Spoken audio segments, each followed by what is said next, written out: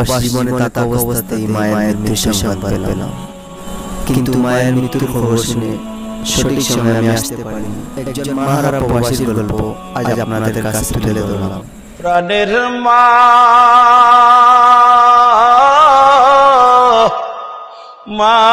বিদায় নিল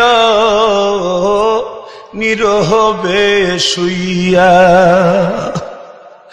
আর কোনদিন আসিবে না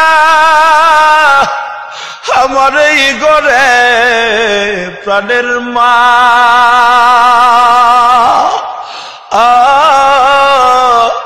মা গো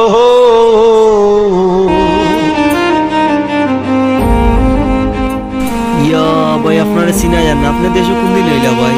কত বছরে দেখা পাইলাম ভাই। আপনার কই গেছলা ভাই? মার কই বসি আর তো গেছলাম সম্ভবত তো ভাই এইলা না কোন মাটি আর কই ভাই বিদেশও খালি বড় মনে করলা। আচ্ছা বউ ভাই ভাই খান দিয়া করবা কিটা ভাই? বউকা ওটা আমার কান্দন ছাড়া তো আর কোনো কিছু নাই। আচ্ছা কান্দন নেন গেছলা নিতে কই বসি আর তো গেছলাম ভাই, বারবার খালি মার মুখ কান বাসিয়া উঠবে। বুঝছি। আপনি কি তা বিদেশে সমাজলা রুশের খবর পাইছেন না ভাই? খবর পাইছি, হয়তো ভাই একদিন বাদে গেছে খবর। ও গিয়ে আমার আইতে একটু লেট হয়েছে ভাই। আমি তো আর জানিয়া বললাম না যে একটা দিনও লাগি আমার লাগি, হয়তো বা তারা অপেক্ষা করতে পারছে না, রাখি লিছি। কিন্তু আমারও একটা দুঃখ অন্তরাত রইল যেগুলি আমি লাস্ট মুহূর্তে আইয়া অন্তত ওকে মুখ কান্তাও দেখলাম না, আমারও একটা দুঃখ রইল। এটা কি আর বড় কষ্ট থাকতে পারে না ভাই? এটা কি বড় কষ্ট ঠিকই আর থাকতে পারে না? আসলে দেখেন আপনার আকাশ, আসলে বিশাল আকাশের নিচে প্রতিটা মানুষ আমরা স্বার্থের ভিজে দৌড়াইবা। আপনি একজন প্রবাসী, স্বার্থের কারণে আজকে আপনি বিদেশ বাড়ি ছাড়িয়ে দিচ্ছেন। টাকা পয়সা রুজি করতা, কেউ পরিবারের সুখে রাখার লাগে, কেউ নিজের কেরিয়ার করার লাগে। কিন্তু 100% মানে 90% দেখা গেছে সবাই নিজের পরিবারের লাগি, নিজের মাতৃভূমি ছাড়িয়া বিদেশ পাড়ি জমা। কিন্তু অনেকের অনেক আত্মীয় স্বজন দুনিয়া থেকে চিরবিদায় নেই, যে কারণে প্রতিটা প্রবাসী মানুষ সে মৃত্যুর সময় পাশে থাকতে পারে না। তাতেই বড় যন্ত্রণাময় ভাই। আপনার এই আজকের ঘটনা দেখে ভাই আমি উপলব্ধি করতাম পারলাম ভাই।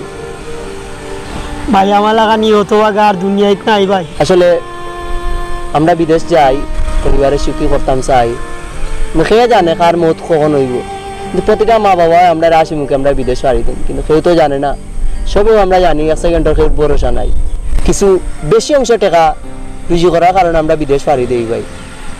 আর এদিকে কি তো হয়, আমরা সবচেয়ে প্রিয় যে কাছের মানুষ, আপনজন, মা বাবা ভাই বোন আত্মীয় স্বজন বিদেশে থাকা অবস্থা আমরা তারা চিরবিদায় লইলে না, আমরা তারা খেয়ের মৃত্যুতে আমরা থাকতাম পারি না। নিজের মনে সান্ত্বনা দেই সব তো এত সময় মরতে হইব, তার আমি আমার বিদেশ থাকি। অনেক মানুষ আছে ভাই, মা বাবা মারা যাওয়ার বাদে চেষ্টা করে বিদেশ আইতে, কিন্তু সময় মতো আইতে পারে না, তারা মুখ কান্তা দেখতে পারে না। ভাই সব জিনিসের প্রশ্নের উত্তর থাকে না, তার মানে যিনি আমার একটা প্রশ্ন থাকলো না ভাই। ভাই কিলা বলতাম রে ভাই, 10 মাস 10 দিন যে মায়ের গর্ব লইয়া কষ্ট করলো, ও মারই জীবনে সুখ দিতাম পারলাম না, ওরে গেলাম বিদেশের মাটি। কিন্তু সুখ কিনিয়া দিবার আগে আমার মাও গেল কি দুনিয়ায় ছাড়িয়ে।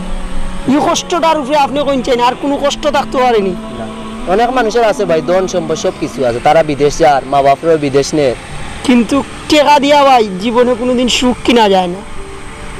রাইট। আপনি এই জিনিসটা জীবনে বুঝতে পারবেন বিদেশের মাটির যখন যাইবা। আমার তো সপ্তাহ শেষ হয়ে গেছে, সপ্তাহ এখন বিদেশ যাওয়ার প্ল্যান আছে নি ভাই আবার? আর খালাগে যেতাম, খালাগে গিয়া কষ্ট ভোগ করতাম। আপনার ফ্যামিলি আছে, আত্মীয় স্বজন আছে? আমার যে যাওয়ার এ তো গেছে, অসুবিধা না ভাই, আল্লাহ চাইলে সব কিছু হয়।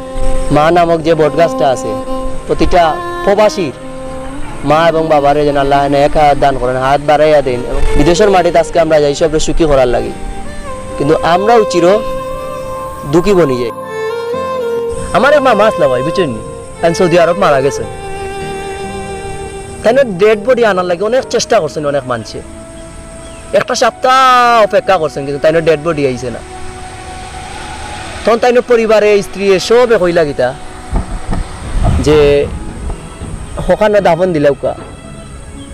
তো আসলে এখানে মূলত একটা জিনিস আসলো, প্রচুর পরিমাণ টাকা লাগতো ভাই তাই না আনতে হইলে। আর চিন্তা করলাম মাটি তো দিতেই বুঝে কোনো এক জায়গার অত টাকা পয়সা করছি লাভ কিতা একটা ডেড বডি আনার কারণে। তখন তাইন্ডে বিদেশের মাটি তো ভাই দাপন করা হয়েছে, কষ্ট লাগে ভাই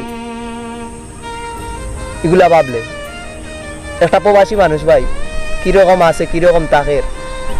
আজকে আমরা দেশে থাকা অবস্থা ভাই মা ভাবে জল উঠলে জল ভর্তি দেয়, মাথার পানি দেয়, রুজিতে খাওয়া নেই তা পারি বাবা করে। বাবার অনেক বন্ধু বান্ধব আছে ভাই প্রবাসী জীবনে জীবন কাটার। আসলে আমরা যারা বুঝি ভাই তারা তাদের দুঃখ বুঝিয়ে নিতাম পারি।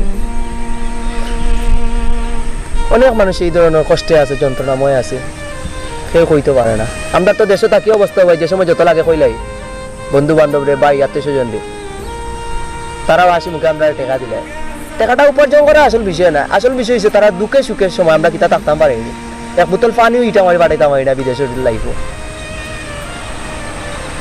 অসুস্থ হয়ে গেলে তার ওষুধপত্র কোনো কিছু সম্ভব হয় না আমরা দেওয়ার জন্য, তারা নিজেও কিনে খাওয়া লাগে, রান্না বান্নাটা তারা করা লাগে, সবু কপাল ভাই। ওটুক ভাই আজকে আপনার জিনিসটা দেখি আমার অনেক জিনিস উপলব্ধি হইল ভাই।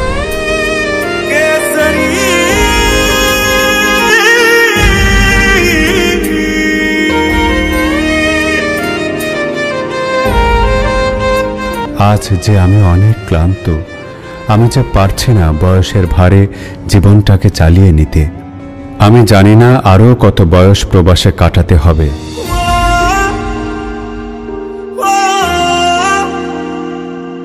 হয়তো মৃত্যু অবধি, আর তা যদি হয় আফসোস নেই। গল্পটা এখানে সমাপ্ত হলে ভালোই হতো, কিন্তু প্রবাসীদের একটি গল্পের পর আরেকটি গল্প শুরু হয়, আর এই গল্পের সমাপ্তি করতে গিয়ে জীবন থেকে চলে যায় অনেকগুলো বছর। প্রবাসীদের শুধু টাকা উপার্জনকারী রোবট না ভেবে পরিবারের একজন ভাবি